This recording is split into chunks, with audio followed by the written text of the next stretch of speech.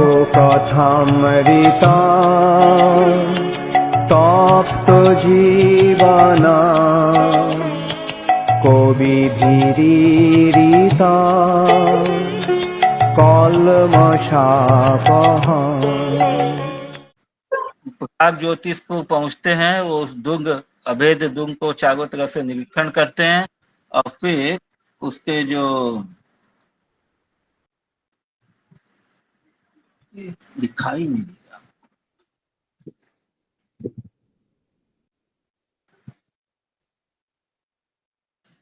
नीले माता जी म्यूट करिए।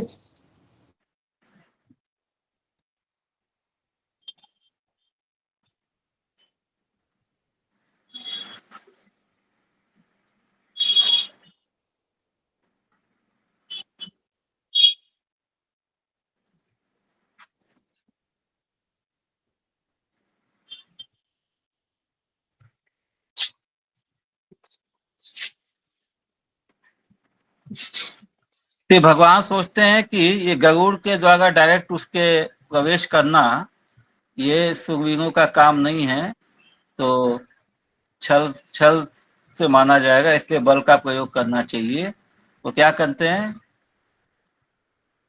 उसके बाद गरुड़ वाहन श्री कृष्ण दुर्गापुर में यद्यपि ऊपर से प्रवेश करने को समर्थ है, तथापि कौतुक के कारण दुर्गापुर के चारों ओर आक्रमण करके उसके पर्वत आदि के परकोटाओं को तोड़ने का मन किया। तो जो चारों तरफ से जो घिरा हुआ था अभेद किले की तरह, उसके जो पर्वतों की तरह जो उसके जो बाहर का जो बाउंड्री वाल था उसको तोड़ने लगे।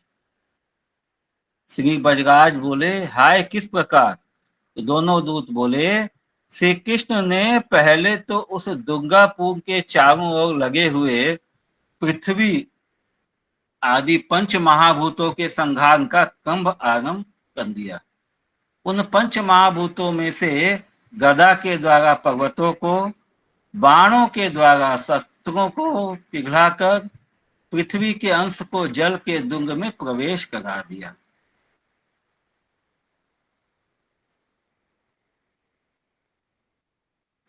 उसके बाद चक्र के द्वारा जल को अग्नि में, अग्नि को वायु में और वायु को आकाश में विलीन कर दिया। तो कैसे हुआ, पहले गदा के पर्वतों को तोड़ के उनको मिट्टी पृथ्वी मतलब माटी बना दिया, जल। फिर माटी को क्या किया, जल में प्रवेश करा दिया। बाणों के द्वारा शस्त्रों को पिघलाकर पृथ्वी के अंश को यानी मट्टी को जल के दुंग में प्रवेश करा दिया। और उसके बाद चक्र से जो भीषण ताप पैदा करके उस जल को अग्नि में, अग्नि को सुखा के अग्नि को वायु में और फिर वायु को आकाश में विलीन कर दिया। इस तरह पंच महाभूतों में उस किले का जो ये था सिक्योरिटी था उसको पूरा मिला दिया। 28 नंबर हो गया। सभी ब्रजवासी आश्चर्य पूर्वक बोले, उसके बाद दोनों दूत बोले, उसके बाद जो पृथ्वी के अंश छुरे की सी धार से काटने वाले 6000 पाश रूप अस्त्रों के रूप से पृथक स्थित थे, उनको भी तलवार के द्वारा ही रुई की तरह धुन दिया। ये क्या हुआ, 6000 पाश रूप अस्त्रों के रूप से पृथक स्थित।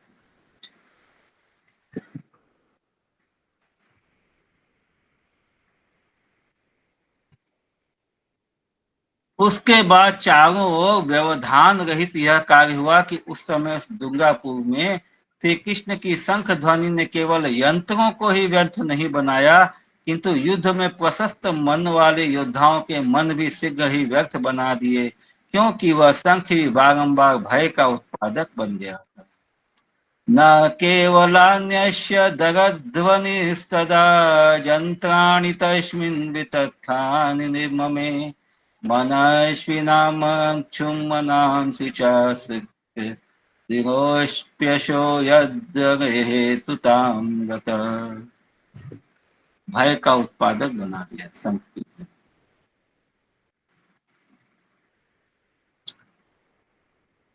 अघारी श्री कृष्ण ने कौमोद की नामक गदा के द्वारा परकोटा को जो तोड़ दिया, उसके बाद भी वही कार्य किया क्योंकि जिस पंकोटा के द्वारा फेंके हुए पत्थर के ढेलाओं ने उन विपक्षियों के पीठ आदि अंग को नष्ट भ्रष्ट कर दिया। यत् प्राकारं निर्विभेदाघवैर्गीकयमुद्यते। एक मिनट।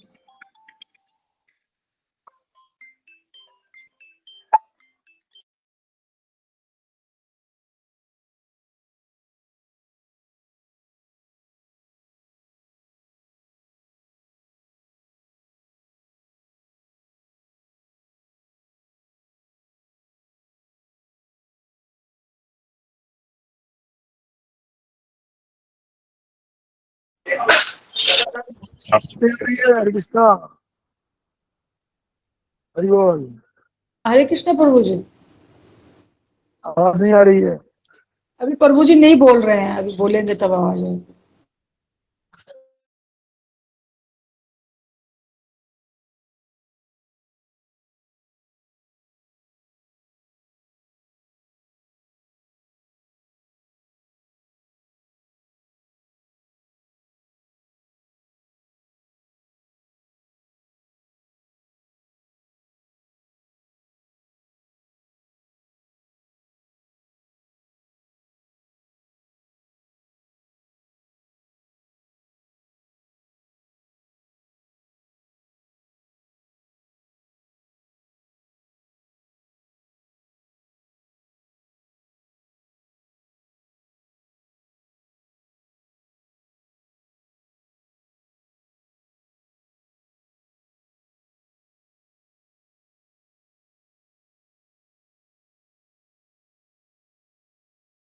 माता जी प्रभु जी चले गए क्या? माता जी फोन आया, बात करेंगे, रुक जाइए। अच्छा अच्छा।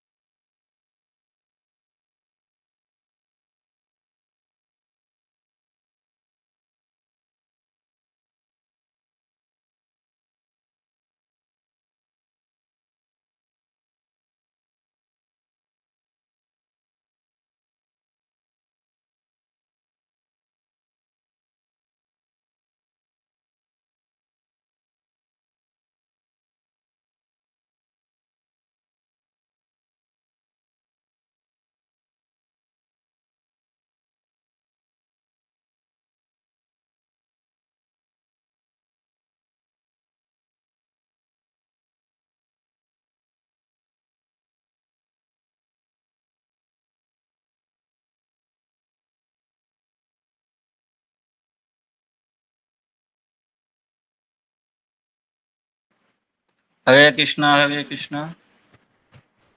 हाँ अभी आवाज आया। वो एक कॉल आ गया था अर्जेंट। एक मिनट। तो अघारी श्री कृष्ण ने कौमोदकी नामक गदा के द्वारा, तो भगवान का जो गदा है कौमोदकी से जो पंखोटाओं को तोड़ दिया, और उनको तोड़ने से जो पत्थर जो जो थे वो पत्थर के ढेला वो शत्रुओं के पीठ आदि से के अंग को भ्रष्ट कर दिया, मतलब तोड़ दिया पीठ को। किंतु जल के पंखोटा के लांघन में तो युद्ध भी खड़ा हो गया। तो एक पहले वॉल था दुर्ग का, उसके बाद जल का खाई था, तो वॉल तोड़ दिया, उसके बाद में भी जल वाले को जब क्रॉस कर रहे हैं तो युद्ध हो गया। यथा जल के आवरण रूप उस समुद्र में काल का भी तिरस्कार करने वाला कोई भयंकर मूर नामक दैत्य पहले से ही सो रहा था। किंतु स्वर्ण के से पीताम्बर वाले श्री कृष्ण ने आते आते जब पांचजन्य शंख की ध्वनि का अत्यंत वेग उत्पन्न किया, तब वो मूर दैत्य भी जाग उठा। यत्प्राकारं निर्विभेदाघवेगी कौमुदक्या तत्परं चावचार येनो सृष्टान्यश्मलोष्ठानि तेषां पृष्ठाधंगं भ्रष्टनष्टं वितेनु।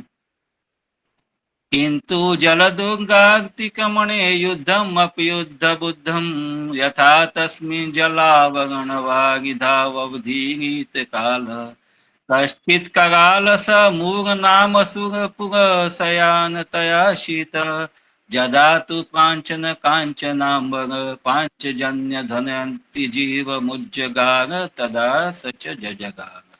तो पांचजन्य की ध्वनि से वो मूर नामक असुर जो जल में सो रहा था वो जग गया। तत्र ही फिर क्या हुआ, वहां पर तो नरकासुर के विजय प्रसंग में दो विषय ही मुझको मोहित करने वाले थे। एक तो श्री कृष्ण के शंख का शब्द तथा दूसरा मूग दैत्य का शयन करना। कारण शंख का वह शब्द प्रलयकालीन वज्र के शब्द के समान पराक्रम वाला था, और मूग दैत्य का शयन भी असहाय रूप से विनाश का आश्रय हो रहा था। तत्र तु द्वयमिह मम मोहनं मुरागे गगनीनदशयनं तथा मुगस्य प्रलयपविनिनादतुल्यवीर्य स खलु तदेकनाश्य धाम तच्च। और पांच मुख वाला वह मूक दैत्य जब जल से उठकर त्रिशूल उठाकर खड़ा हो गया, तब तो वह सबका संहार करता हुआ शंकर के समान दिखाई दिया, और क्रोध से जागृत हुए तेज के द्वारा जब सबको रोकने लगा, तब प्रलय करने के लिए परस्पर के संघर्ष से उत्पन्न भयंकर किरणों वाले अग्नि एवं सूर्य के समान प्रतीत होता था। और जब पांचों मुखों को फैलाने लगा, तब समस्त संसार को ग्रसने के लिए अच्छी तरह जीवा को फैलाने वाले कालाग्नि रूप रुद्र की तरह उपद्रव के लिए खड़ा हो गया। तो कितना भयानक वो मूग राक्षस था, पांच मुंह वाला, बिना रुद्र की तरह प्रलय काल में जैसे रुद्र तांडव करते हैं वैसा दिख रहा था। और मानो जब गरुड़ को जलाने की इच्छा वाला होकर सम्मुख दौड़ा, तब कालाग्नि रूप रुद्र के वक्षस्थल से गिरे हुए सर्प की तरह दिखाई दिया। और जब चारों ओर से घेर कर अपने पंखों को फेंकने वाले गरुड़ के प्रति त्रिशूल को फेंकता हुआ वह दैत्य अपने पांचों मुखों से शब्द फैलाने लगा, तब तो आप सब भी स्पष्ट रूप से उस शब्द का अनुभव करते हुए स्थित थे। कारण आप सब ब्रजवासियों की तो क्या बात है, उस शब्द ने ब्रह्मांड रूप कटा में स्थित सभी जनों को पीड़ित कर दिया था, यह बात निश्चित है। तो उस समय जब ये युद्ध हो रहा था, तो मूग राक्षस के द्वारा जो शब्द ये ध्वनि उत्पन्न किया गया, जब वो गरुड़ के प्रति त्रिशूल फेंक रहा था, अपने पांचों मुखों से वो जो चित्कार कर रहा था, तो उससे इतना घनघोर शब्द हुआ कि बोलते कि ये ब्रज में भी जरूर सुनाई दिया होगा, कि सारे ब्रह्मांड में वो शब्द सुनाई दिया था। उसके बाद ब्रज के सभी सभासद पहले अनुभव किए हुए उस शब्द के स्मरण पूर्वक जिज्ञासा करने लगे कि उसके बाद क्या हुआ। तो दोनों दूत बोले, उसके बाद युद्ध के द्वारा सुख रूप संपत्ति से आत्मा का पोषण करने वाले श्री हरि ने उन उन पूर्वोक्त उपद्रव को एक साथ ही दूर भगाते हुए वहां पर कौतुक धारण कर लिया और तीक्ष्ण मुख वाले 2 बाणों के द्वारा उसके त्रिशूल को 3 भागों में विभक्त करके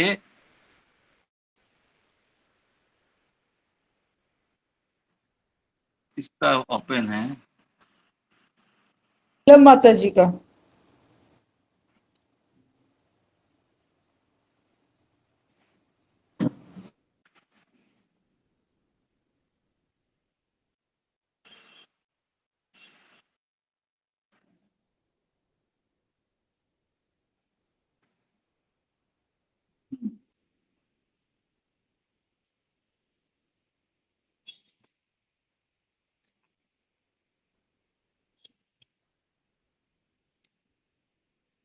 भगवान ने सारे जो पीड़ाएं वो उत्पन्न कर रहा था मूल राक्षस, उन सब का खंडन करते हुए उपद्रवों को दूर भगाते हुए कौतुक धारण कर लिया और वो जो 2 बाणों के द्वारा, अपने मात्र 2 बाणों के द्वारा त्रिशूल को 3 भागों में विभक्त करके उसको नष्ट कर दिया, निर्मूल कर दिया तथा देह के व्यूह के विस्तार को प्राप्त करने वाले 5 बाणों के द्वारा उसके 5 मुख तर्कस की तरह भर दिए। उसके साथ मुख जो खोल के अट्टहास कर रहा था उसमें सारे बाण भर दिए। सभी सभासद आश्चर्य पूर्वक बोले, उसके बाद दोनों दूत बोले, उसके बाद अपना उत्कर्ष करने की इच्छा वाले, वस्तुतः मरने की इच्छा वाले उस दैत्य ने जो गदा छोड़ी थी, उस बलवती गदा को भी अपनी गदा के द्वारा हजारों भागों में तोड़ते हुए एवं उसके मुख, वक्ष स्थल आदि अंग समूह को भी सुदर्शन चक्र के प्रभाव से टुकड़े टुकड़े करके फेंकते हुए श्री कृष्ण ने सभी जगह आश्चर्य भर दिया। इस तरह से जो नरकासुर का सेनापति था। हरे कृष्णा। छंदा माता जी म्यूट कीजिए। हाँ नहीं प्रभु जी पूछ रहे हैं कि मधुकंठ और स्निग्धकंठ ब्रजवासियों को जो सुना रहे वही प्रसंग चल रहा है अभी। मधुकंठ स्निग्धकंठ सुना गए, उस कथा में और 2 दूत आकर के बोला गए। अच्छा अच्छा। मधुकंठ स्निग्धकंठ बता गए हैं कि वो दूत आकर के ऐसे वर्णन कर गए थे। ठीक है प्रभु, वही दूत लोग को नहीं समझ पा रहे थे।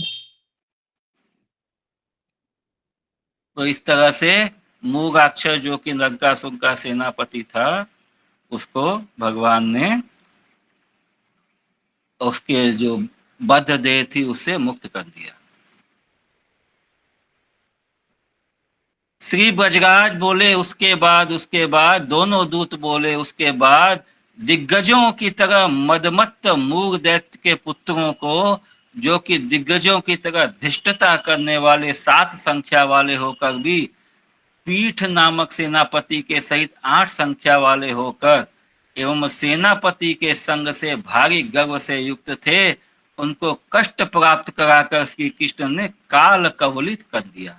मतलब उसके 7 पुत्र थे मूग के, जो एक सेनापति जिसका नाम था पीठ नामक सेनापति के सहित टोटल ये 8 संख्या वाले जो है भगवान के साथ युद्ध करने की इच्छा से बढ़े, जिनको भगवान ने काल कवलित कर दिया, यानी कि उनको भी मुक्त कर दिया।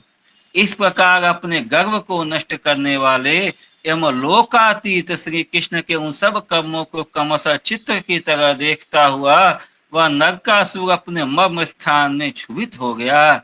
दूसरे उपाय के अभाव में स्वयं ही निकलकर शीघ्र गति से सेना के द्वारा अभिमुख जाकर निर्भय होकर उसने हाथियों के सहित आक्रमण करके भी भयंकर युद्ध जागृत कर दिया।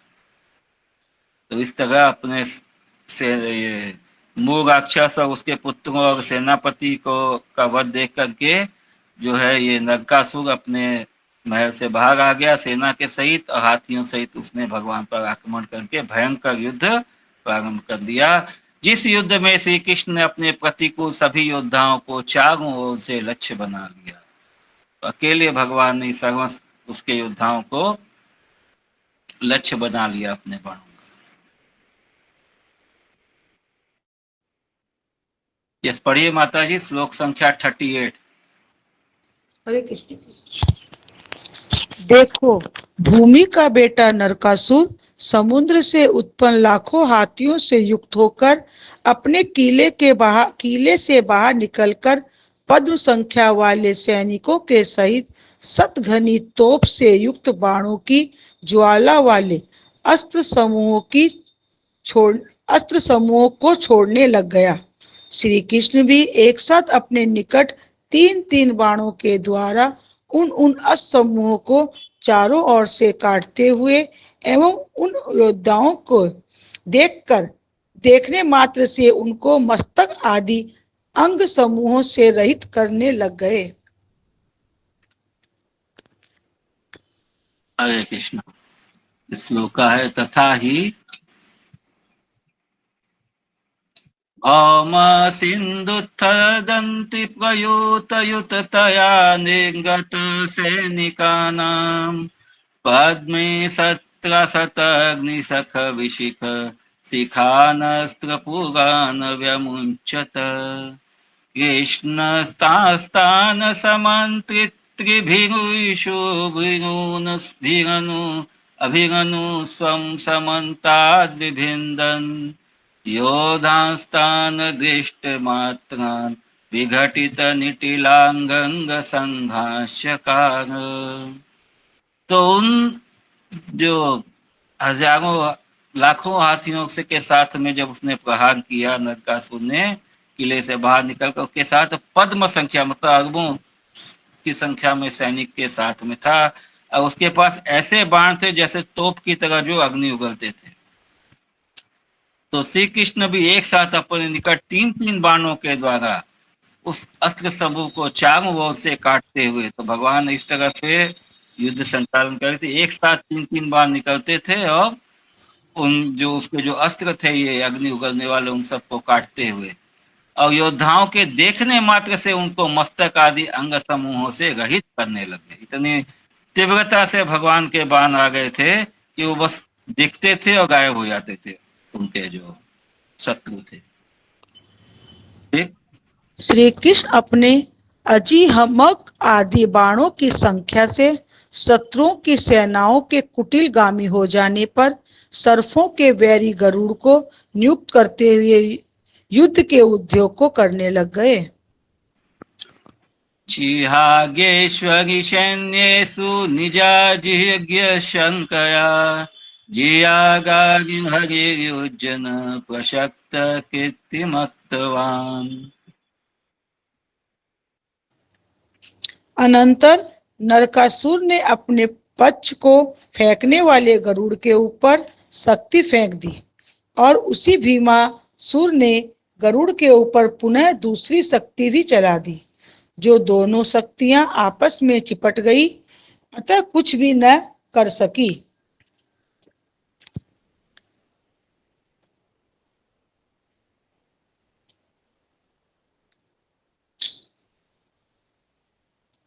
प्रभु म्यूट है आप।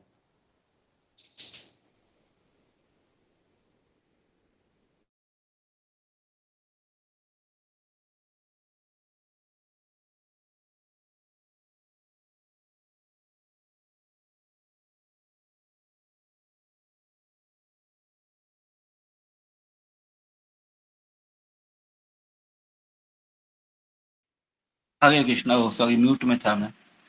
क्षेत्रक्षेताक्षेऽर्थ शक्ति चिक्षेप भूमिज सच तत्रापराम ये द्वे संयोग समवायगे। तो भौमासुर और नरकासुर दोनों एक ही है, अलग अलग नहीं है। तो ये नरकासुर ने जो है एक साथ दो शक्तियां फेंकी गरुड़ के ऊपर में, लेकिन दोनों जो है निरर्थक हो गई।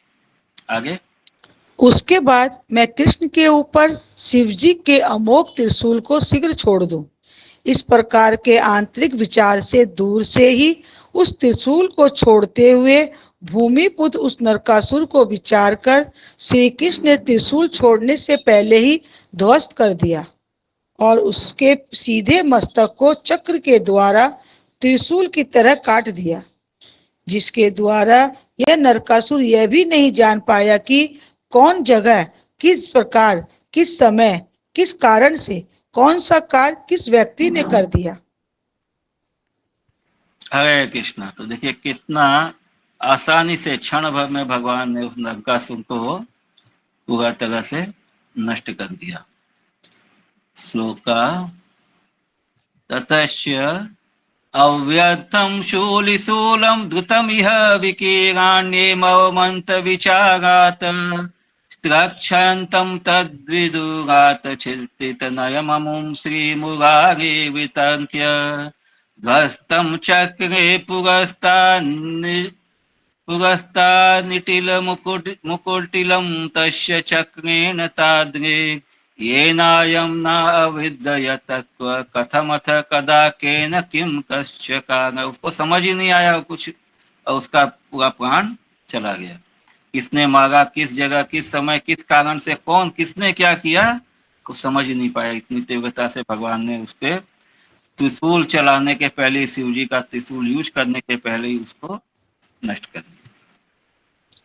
भूमिपुत्र नरकासुर के मारे जाने पर जो समस्त जनमात्र भूमि में एवं स्वर्ग में अद्भुत हर्ष से एवं खेद से भी यथायोग इस प्रकार कहने लग गया, अर्थात श्री कृष्ण के पक्ष वाले हर्ष से एवं विपक्ष वाले खेद से बोलने लग गए। भौमे तु निहते सर्वोप्याह स्म भुवि दिव्यपि अहृत्यशुद्धता द्वंशात् खेदादपि यथा यथम। जो दुश्मन पक्ष वाले थे वो मतलब चित्कार कर गए, और जो पक्ष वाले थे, जो साधु लोग थे, वो हर्ष से आह करने लगे। उसके बाद कमल नयन श्री कृष्ण तो अपनी प्रियतमा सत्यभामा को गरुड़ की पीठ पर रखकर स्वयं भूमि में उतरकर अतिशय बल वाले एवं राजाओं के प्राप्त करने योग्य विजय के हाथियों को इकट्ठा करने के लिए जनों को नियुक्त करते हुए क्षण भर कौतुक तमाशा का अनुभव करने लगे। ततश्च निज प्रेष्ठां ताक्ष पृष्ठाग्र पृष्ठाग्र संरक्ष स्वयं क्षौण्यामवतीर्य वेगेवत्ताराणां विजय कुंजराणां पुंजुत्ताकिते जनान नियुज्यान कंजलोचन शतुक्षणं कुतुकमनुभूतवान्। तो भगवान को कुछ कौतुक सूझा। उन्होंने वो जो बहुत दुर्लभ जो हाथी थे, जो विजय के हाथियों, मतलब जो युद्ध में विजय दिलाने वाले ऐसे हाथियों के समूह को इकट्ठा करने के लिए कुछ लोगों को नियुक्त कर दिया कि इन सबको हाथियों को जमा करो। उसके बाद अपने भार के उतारने से संतुष्ट होती हुई, पुत्र शोक से सूखती हुई एवं अपने पुत्र नरकासुर के द्वारा हरी गई अदिति के कुंडल आदि उस दिव्य वस्तु श्रेणी के द्वारा अपने अग्रभाग को पुनः करती हुई भूदेवी अनेक वर्णों से विचित्र बनाई हुई मालाओं की वर्षा करने वाले ब्रह्मा आदि प्रजापतियों के द्वारा प्रशंसित श्री कृष्ण से मिलकर सर्वतोभाव से उनकी स्तुति करके निवेदन करने लगी कि हे भगवान, महापापी होने के कारण जिसका नाम लेना भी उचित नहीं एवं अनुग्रह युक्त हुए आपके द्वारा जो देह के बंधन से विमुक्त हो गया, उसी मेरे पुत्र नरकासुर का यह पुत्र है। यह बालक होने के कारण भय को प्राप्त हो रहा है, अतः मैंने इसको सभी जनों के अनुकूल आपके पद पंकज मतलब पद कमल, चरण कमल, बाबू देख इसका पद पंकज के मूल के निकट पहुंचा दिया। इसलिए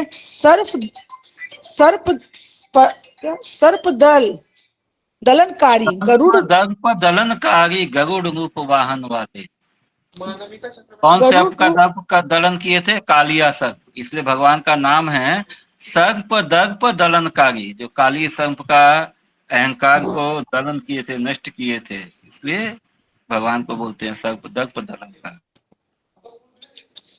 गरुड़ रूप बहाने वाले आप यदि इस शरणागत बालक के सिर पर अपना कर कमल समर्पण करते हैं तब तो इसके प्राचीन पापों के विनाश होने की बात तो दूर रहे, किंतु आगे होने वाले पापों का भी विनाश हो जाएगा। हरे कृष्णा।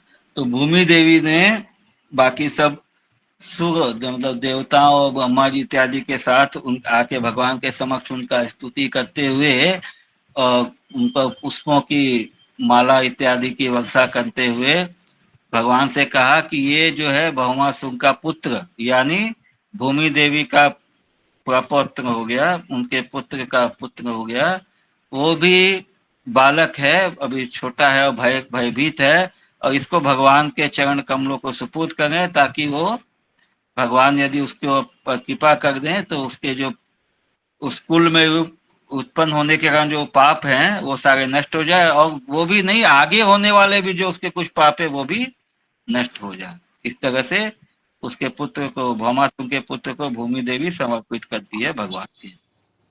श्री कृष्ण तो भूमि देवी के अभय मात्र तात्पर्य को निश्चित करके वाणी मात्र से अभय ध्यान देकर एवं स्वर्गीय दिव्य पुष्प जिन पर बरसाए जा रहे हैं तथा जिनका चरित्र सुकुमार है, ऐसे होकर भूमि पुत्र राजा नरकासुर के घर में प्रविष्ट हो गए और प्रवेश करते ही इंद्र के धन की विजय से उत्पन्न दिव्य वैभव को देखते हुए उन्होंने किसी स्थान पर कल्पलताओं के अग्रभाग में चंद्रमा के से बिंब देखे, किंतु उन कल्पलताओं को एवं उन चंद्र बिंबों को मानो धूलि से एवं ग्रीष्म काल की भयंकर आंधियों को द्वारा मलिन रूप से देखते हुए श्री कृष्ण का सुख विनष्ट हो गया।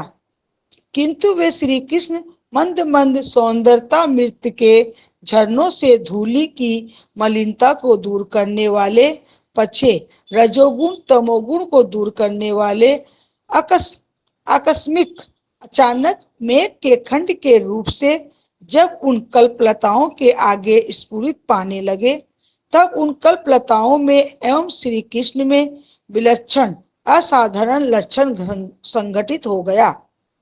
तात्पर्य इस गद्य में कल्पलताओं से नरकासुर के कारागार में पड़ी हुई 16,000 कन्याओं को समझना एवं उनके अग्रभाग में चंद्रबिंब के समान दिखाई देने वाले मुखों को ही चंद्रबिंब पद से समझना, अपने सौंदर्य रूप अमृत के प्रभाव से उनकी मनोमलिनता को दूर करने वाले मेघ खंड के स्थान पर श्री कृष्ण को ही समझना। प्रभु जी 16,100 रानियां थी ना, तो 16,000 कैसे? हाँ, यहाँ तो 16,000 लिखा है। तो ये रूपक, मतलब ये रूपक की तरह वो प्रस्तुत करे रानियों को, भगवान को। यहाँ पे इस श्लोक में ये थोड़ा इसका श्लोक का पढ़ लेते हैं पीछे, नहीं पद्य में नहीं है।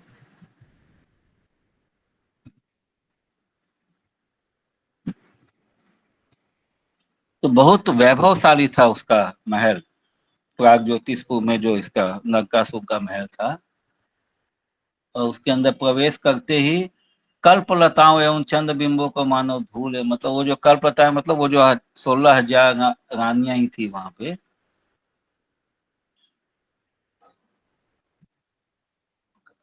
16,000 कन्याएं। 16,100 कहाँ लिखा था? लिखा नहीं था, लेकिन 16,108 ही तो आता है ना कि उन्होंने विवाह बोलते किया हैं। था। अभी यहाँ तो 16,000 आ गए। हाँ वही तो देखो आगे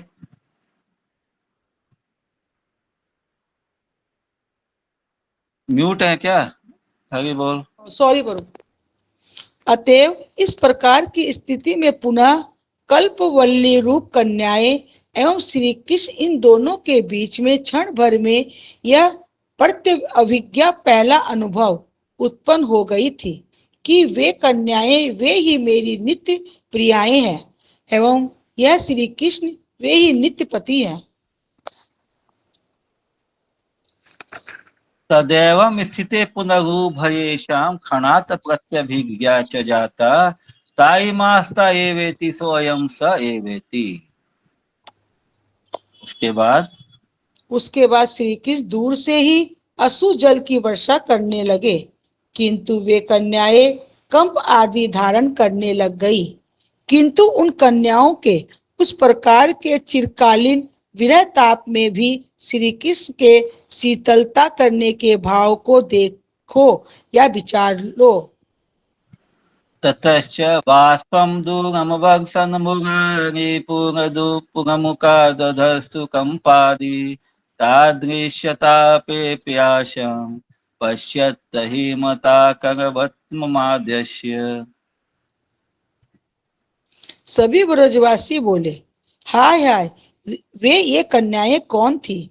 दोनों दूत सजल नयन होकर बोले, नरकासुर के घर में रहने वाली वे ये कन्याएं बालकपन से ही श्री कृष्ण ही हमारे पति हैं, इस प्रकार के भाव के ज्ञान में निरंतर अन्य थी एवं एक साथ अन्याय रूप विवाह के लिए अनन्य अनन्य अनन्य थी अनन्य भक्ति का व्यक्ति भगवान एवं नरकासुर अन्याय रूप विवाह के लिए नरकासुर के द्वारा एकत्रित की जाने के कारण अपने को नरक प्राप्त हुआ ही मानती थी तथा अपने व्रत की रक्षा करने से धन्य थी और श्रेष्ठ उपदेश यक्ष असुर आदि एवं देवता तथा राजाओं की कन्याएं थी, जिनकी हरिवंश पुराण में कहे गए कुछ विप्रवश हरिवंश पुराण में प्रशंसा करते हुए विद्यमान है।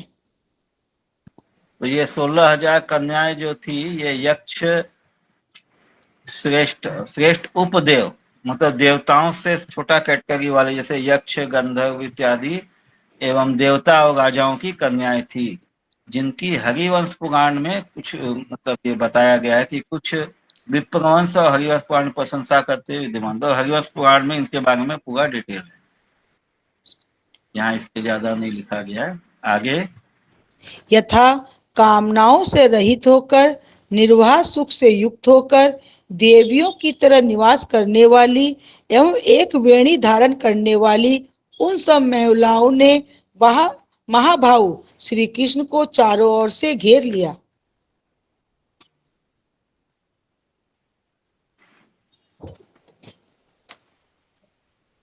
निवसन्त्यो यथा देव्य सुखिन्य काम वर्जिता तगेव भ्रू महाबाहु एक वेणी धरा स्त्रिया। तो उन सब एक वेणी धारण करने वाली वो जो स्त्रियां थी 16,000 स्त्रियां, उन्होंने महाबाहु भगवान को मतलब महाबलशाली भगवान को चारों ओर से घेर लिया। वे सब कासाय वस्त्र धारण किए हुए थी, सभी जितेंद्रिय थी, व्रत उपवास के तत्व को जानने वाली थी एवं श्री कृष्ण के दर्शन को चाहती थी। सर्वाकाशाय वासिन्य सर्वाश्च नितेन्द्रिया व्रतोपवास तत्वज्ञा कांक्षन्त्य कृष्ण दर्शनम इति। सभी सभासद बोले, उछल खल एवं खल वित्री वाले उस नरकासुर के निकट उन कन्याओं का व्रत भी किस प्रकार विस्तारित था। सभासदों को बोले कि ये जो इतना बदमाश था नरकासुर, उसके पास रहते हुए इन लोगों ने कैसे अपने सतीत्व को बनाए रखा था, इन कन्याओं ने कैसे उनका व्रत जो है मतलब पूर्ण हो गया था।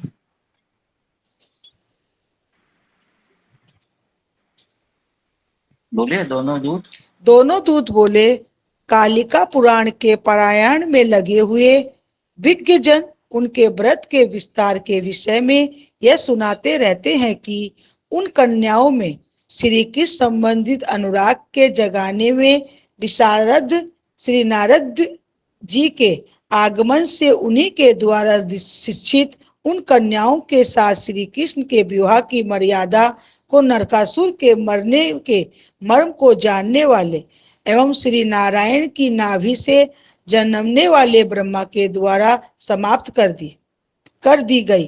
श्री नारद जी तो वहां पर उस समय आए कि जब उस नरकासुर का मारना निकटता को प्राप्त हो गया था। तब नरकासुर ने अपने अनुराग को जिनके प्रति निवेदन किया था, वे महाभाग नारद जी उसके प्रति बोले कि हे नरकासुर, देखो आज पंचमी तिथि है, यदि नवमी के दिन तुम्हारा जीवन अनुसरण करता रहे अर्थात नवमी तक यदि तुम जीते रहो, तब तुम त्रयोदशी तिथि में इन कन्याओं का पानी ग्रहण कर लेना।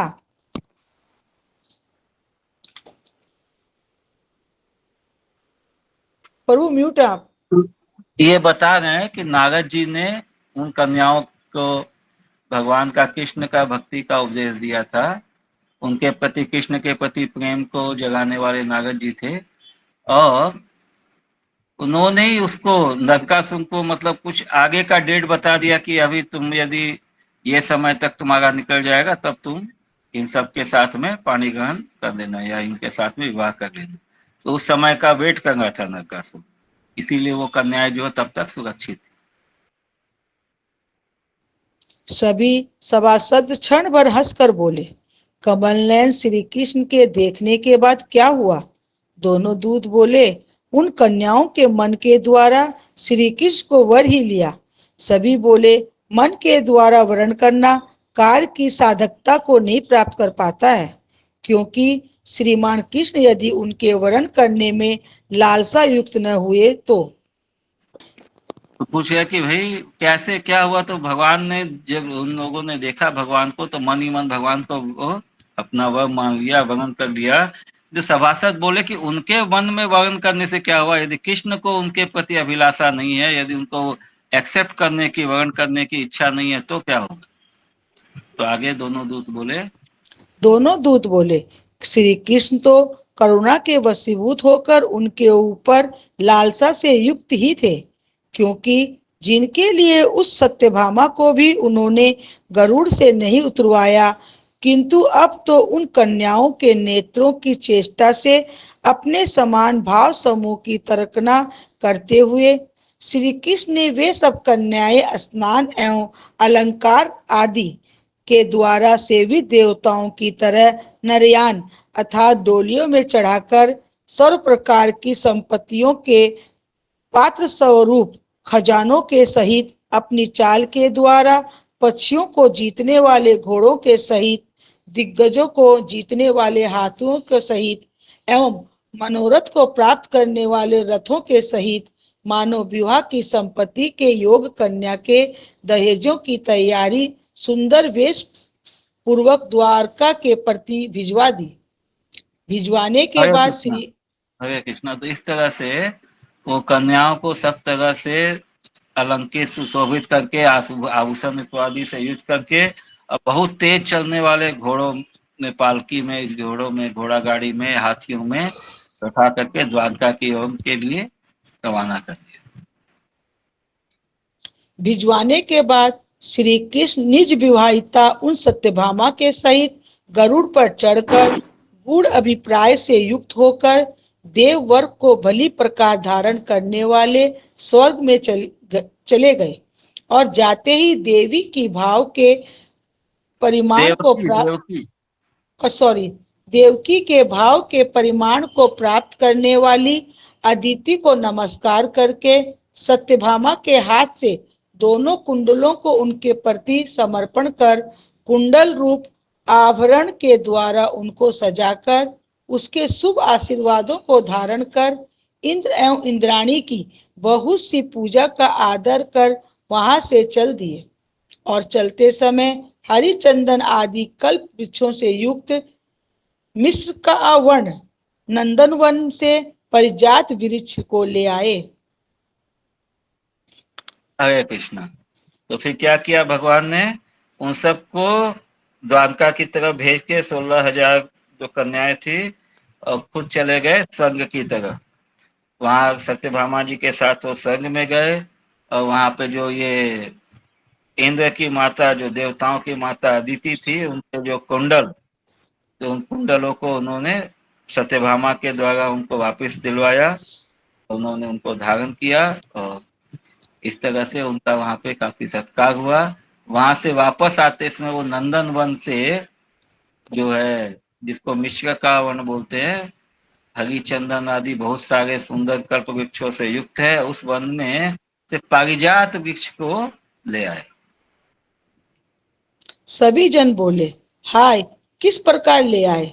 दोनों दूत बोले, उसके विषय में ऐसी प्रसिद्धि है कि श्री कृष्ण नारद जी के द्वारा इंद्र से विश्व श्रेष्ठ पारिजात को मांगकर एवं न प्राप्त करके भी जिस इंद्र के ऊपर क्षमावान हो गए थे, उसी इंद्र के द्वारा पुनः शत्रु के विनाश के प्रति पार्थित थे। पार्थित ये श्री कृष्ण शत्रु को विनष्ट कर अपनी भार्या सत्यभामा के द्वारा उस पारिजात की याचना करने पर हेतु रूप उसी सत्यभामा के साथ इंद्रालय में चले आए। तो भी इंद्र ने पारिजात को स्वयं नहीं दिया, इसलिए द्वारका चलते चलते उसको स्वयं ग्रहण कर लिया। हरे कृष्ण। तो पहले भगवान ने उनको इंद्र को बोला पारिजात दे दो, तो उसने नहीं दिया। नारद जी के द्वारा इंद्र से मंगवाया था भगवान ने पारिजात को, तो इंद्र ने मना कर दिया। फिर भी भगवान ने उसको क्षमा कर दिया और उसकी रक्षा की। मतलब ये जो देवता लोग जो इससे नरकासुर से जो त्रस्त होकर के इंद्र आए थे, उनसे रक्षा मांगने के लिए, तो इंद्र के ऊपर पुनः इंद्र के शत्रु का विनाश करके उसकी रक्षा की। और फिर जो सत्यभामा के साथ उस पारिजात की याचना करने पर, सत्यभामा को वो पारिजात वृक्ष के ऊपर इच्छा था, तो उसकी उनके द्वारा मांगने पर सत्यभामा के साथ इंद्रालय में आ गए, यानी इंद्र के राज में आ गए, इंद्र के दरबार में आ गए। तो भी इंद्र ने पारिजात को स्वयं सुपुर्द नहीं किया, तो भगवान द्वारका लौटते समय पारिजात को उठा के ले। जो श्री कृष्ण जिस इंद्र श्लोका एक मिनट, अच्छा श्लोका है। सर्वे प्रोचु हंत कथमिव दूता उचतु, तत्र एवं प्रसिद्धि की, ऐसा प्रसिद्ध है। याचित्वा पारिजातं तरुवरं ऋषीणां नाप्नुवन्नप्यघानि शक्रे यत्र क्षमावान् भवदयं मनेनार्थितः शत्रुनाशम् कृत्वा तं भार्यया तत्परिवननकृतौ हेतुना सार्धमागात् तद्गेहं तं तथापि स्वयमयं मदादुन्नेति गच्छति गृह्यात्। तो फिर स्वयं ही वो पारिजात लेकर के अपने घर द्वारका की ओर चले गए। आगे श्री कृष्ण जिस इंद्र की संपूर्ण संपत्ति की रक्षा के लिए अवतार लेकर, यही वाला ना पर, हाँ, अवतार लेकर जिसके शत्रुओं का मर्दन करते हुए विराजमान है, एवं विप्रवर नारद की नीति से पारिजात वृक्ष की याचना भी की, तो भी इंद्र के द्वारा पारिजात के कारण तिरस्कार हुए श्री कृष्ण अपने क्षत्रिय धर्म का विधान करते हुए इंद्र के साथ युद्ध करके देवताओं के सहित सभी को जीतकर उस पारिजात को स्वयं हर लाए। इस विषय में जिसका कौन सा धर्म है, इसको आप देख लीजिए या विचार लीजिए। तो जब ब्रजवासियों ने पूछा ना कि ऐसे कैसे ले आए, बताया कि किस तरह से वो क्षत्रिय धर्म निभाते हुए उन्होंने पारिजात वृक्ष को हरण कर लिया और देवताओं के साथ युद्ध करके उनको परास्त करके उस वृक्ष को लेके आ गए। ये है श्लोका नंबर 56। यशर्वाम यस्य लक्ष्मीमवित्तुम अवतरण यस्य शत्रूणमिमृद्रन अध्यास्ते विप्रनित्या तरुमवृण्युत च अनेन तस्मा निहस्त। हालांकि भगवान देवताओं की संपत्ति की रक्षा करने वाले, उनके और देवताओं के शत्रुओं को मर्दन करने वाले, उनको हराने वाले हैं, और इसलिए यदि वो कुछ मांगे तो उन देवताओं का धर्म था कि वो उनको सुपुर्द कर देते। लेकिन इंद्र जो है तो मति भ्रम होने के कारण वो भगवान को पारिजात नहीं ले जाने देगा था स्वर्ग से, और इसलिए वो उसको भगवान ने उसके साथ युद्ध करके इंद्र और बाकी सारे देवताओं को हरा करके पारिजात को हरण किया। ससीयं क्षत्र धर्मं पुनरथ विद्धदयोदितसस्तेन देवे साधं सर्वान् विजित्य स्वयं हरतं तं पश्य कस्य धर्म इति। तो उन्होंने अपनी नीति से, धर्म से जो है पारिजात को लिया। अगर किसने अनीति किया इसका विचार आप लोग कर लीजिए। मतलब वो बता रहे कि इंद्र ने जो दुर्नीति का व्यवहार किया उसका विचार कर लीजिए। तो यहाँ आज कथा को ही विराम देते हैं। श्री गोपाल चंपू की जय, श्री जीव गोस्वामी पाद की जय, श्रील प्रभुपाद की जय, समस्त भक्तवृंद की जय, श्री नरकासुरवध कथा की जय। जय हरे दंडवत कृष्णा, प्रणाम, सादर हरे नमस्कार। कृष्णा। सभी को साथ